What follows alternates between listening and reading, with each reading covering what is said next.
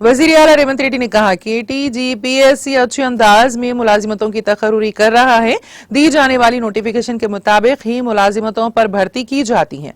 उन्होंने कहा कि हम 1:50 के तनासुब से मुलाजिमतों को भर्ती करेंगे, जैसा कि पिछली हुकूमत ने दिया था।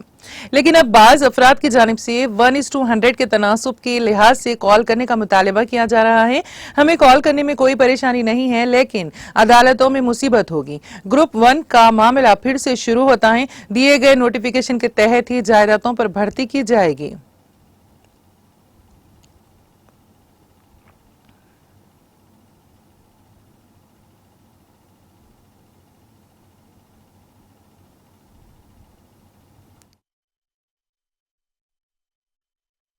కోచింగ్ సెంటర్ యజమాని ఆమరణ నిరాహార దీక్ష చేస్తా అంటారు పరీక్షలు వాయిదా వేయమని. నేను అడిగిన ఆయన హాల్ టికెట్ ఏముందో తీయరా, దేనికి రాసిండో పాపం మాట్లాడదామని.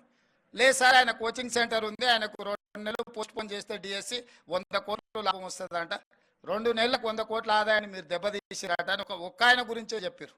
ఇంకొక ఆయన దీక్ష కూర్చున్నాడు. ఏందే ఆయన మన పార్టీలో ఉండే మనటి వరకు ఆయనేం పరీక్షలు రాస్తున్నాయనంటే, నువ్వు పార్టీలో ఏం ఉద్యోగం ఇవ్వలేదంటే సార్, ఇప్పుడు నేను గిల్లడమే ఆయన పైన అంటే అందుకే ఆయన దీక్ష కూర్చున్నాడు సార్ అన్న. ఇంకో పిల్లగాడు కూర్చున్నాడు, గాంధీ హాస్పిటల్లో చేరాడు. అరే పాపం, నాకు తెలిసినోడు ఆ పిల్లగానికి ఏమన్నా కానీ ఏం పరీక్ష రాస్తుండే, అవసరం అయితే స్పెషల్ కోచింగ్ అని ఇప్పిద్దాం అంటే ఆయన ఏం పరీక్ష రాస్తున్నాడు సార్, ఆయనకు లీడర్ చెప్పినట్టు నువ్వు చేస్తే బాగా పేరు వస్తుంది, నీకు నేను చూసుకుంటా పో అని.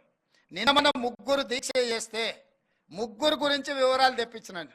ఆ 3లో ఏ ఒక్కడు కూడా ఏ పరీక్ష రాస్తలేడు.